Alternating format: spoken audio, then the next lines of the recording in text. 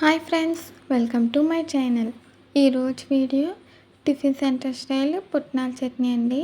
మనం ఇంట్లోనే చాలా సింపుల్గా అంతే టేస్టీగా తయారు చేసుకోవచ్చు. దీని తయారీ విధానం కూడా చాలా ఈజీ అండి, అలాగే తొందరగా కూడా రెడీ అయిపోతుంది.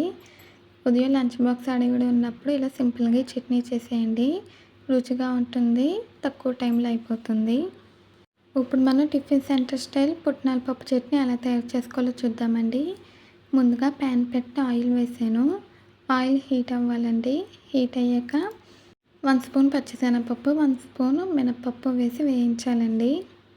ఇవి లైట్గా గోల్డ్ కలర్ వచ్చేంత వరకు ఫ్రై అవ్వాలి. మీరు కనుక ఫస్ట్ టైం మా ఛానల్ చూస్తున్నట్టయితే ప్లీజ్ లైక్, షేర్, సబ్స్క్రైబ్ చేయండి. ఈ చట్నీ బజ్జీలోకి, ఇడ్లీలోకి, దోశ, ఊతప్పం ఇలా ఏ టిఫిన్లోకైనా సరే సూపర్ టేస్టీగా ఉంటుందండి. ఇవి ఫ్రై అయిపోయినాయి. ఇప్పుడు ఇందులోకి పచ్చిమిర్చి వేసి వేయించాలి. పచ్చిమిర్చి చట్నీకి కారానికి తగినంత తీసుకోవాలండి. తీసుకుని ఇలా వేయించాలి. మనకి టిఫిన్ సెంటర్లో ఈ పుట్నాల పప్పు చట్నీ ఇడ్లీ బజ్జీలోకి ఎక్కువగా సర్వ్ చేస్తారు కదండి.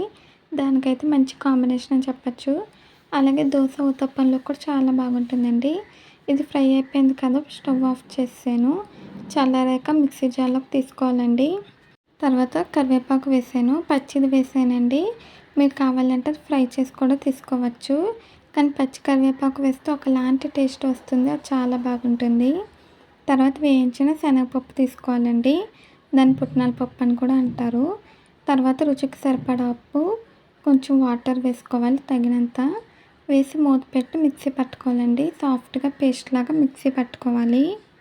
ఇది వేపిన శనగపప్పు కదండి, ఇంకా వేయించాల్సిన అవసరం లేదు. కరివేపాకు అయితే మీ ఇష్టం అండి, ఫ్రై చేసి తీసుకోవచ్చు. కానీ ఇలా అయితే టేస్ట్ బాగుంటుంది. నేను మిక్సీ పట్టేసానండి. ఇలా చట్నీని రెడీ చేసుకోవాలి. మనకి రెడీ అయిపోయింది. దాన్ని ఒక బౌల్లోకి తీసుకున్నాను.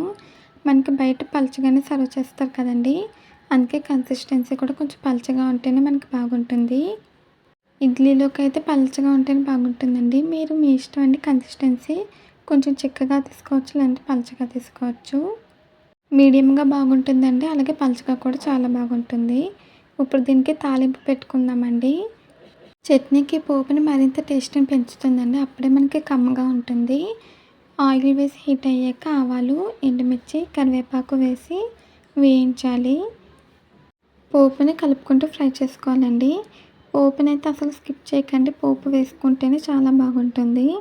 మనకి పోపు ఫ్రై అయిపోయిందండి. ఇప్పుడు దాన్ని మనం చట్నీలో వేసేసుకుందాము. చట్నీలో వేసేసానండి. దీని తయారీ విధానం చాలా ఈజీగా ఉంటుంది. ఇంటికి ఎప్పుడైనా చుట్టాలు వచ్చినప్పుడు సింపుల్గా అయిపోయి రెసిపీస్ చేసుకుంటే తక్కువ టైంలో తొందరగా టేస్టీగా రెడీ అయిపోతుందండి. అంతేనండి, చాలా ఈజీగా టేస్టీగా మనకి పుట్నాల పప్పు చట్నీ రెడీ అయిపోయింది. అయితే ఇప్పుడు నేను ఈ చట్నీని దోశలు వేసి సర్వ్ చేస్తున్నానండి. ఈరోజు నేను మార్నింగ్ ఉదయం టిఫిన్ కోసం దోశలు వేసాను. దోశలోకి పుట్నాల పప్పు చట్నీ చేశానండి. పోపు వేసాక ఒకసారి బాగా కలుపుకోవాలి. కన్సిస్టెన్సీ ఎలా ఉంటే బాగుంటుందండి. ఇప్పుడు మనం అయితే దోశలు వేసుకుందాము.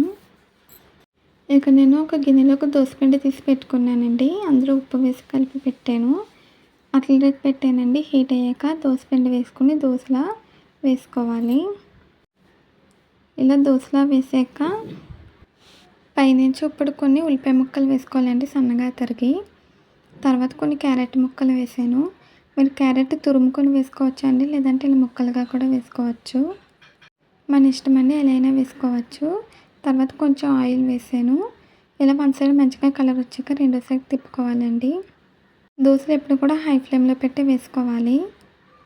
ఇలా రెండో సైడ్ కూడా మంచి కలర్ రావాలండి. రెండో సైడ్ కూడా తిప్పాను.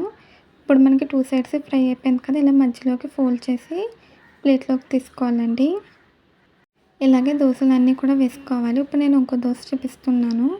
దోసపిండి వేసుకొని దోశలా వేసుకున్నాక ఉల్లిపాయ ముక్కలు, క్యారెట్ ముక్కలు, అలాగే ఆయిల్ కూడా వేసానండి. ఇప్పుడు దీన్ని 2 సైడ్స్ కూడా తిప్పుకోవాలి. అంతేనండి, చాలా ఈజీగా మనకి దోశలు కూడా రెడీ అయిపోయినాయి. ఇప్పుడు మనం దీన్ని చట్నీతో సర్వ్ చేసుకుందాము. ఈ చట్నీ దోశలోకి, ఇడ్లీ, బజ్జీ, ఊతప్పం ఏ టిఫిన్లోకైనా అదిరిపోతుందండి. ఎక్సలెంట్గా ఉంటుంది. ఇప్పుడు నేను చట్నీ సర్వ్ చేస్తున్నానండి. ఈరోజు మా మార్నింగ్ రొటీన్లో దోశలు అలాగే చట్నీ చేశానండి. ఈ పుట్నాల పప్పు చట్నీ వీడియో మీకు నచ్చితే ప్లీజ్ లైక్ చేయండి, షేర్ చేయండి, సబ్స్క్రైబ్ చేయండి. అలాగే పక్కనున్న బెల్ ఐకాన్ క్లిక్ చేయండి. ఈ వీడియో నచ్చితే కామెంట్ చేయండి. ఈ వీడియో నచ్చితే మీ ఫ్రెండ్స్కి, రిలేటివ్స్కి షేర్ చేయండి. ఈ రెసిపీ కనుక మీకు నచ్చితే ట్రై చేస్తే ఎలా వచ్చిందో కామెంట్స్లో తెలియచేయండి. మళ్ళీ కొత్త వీడియోతో కొత్త రెసిపీతో కలుద్దాము. Bye friends.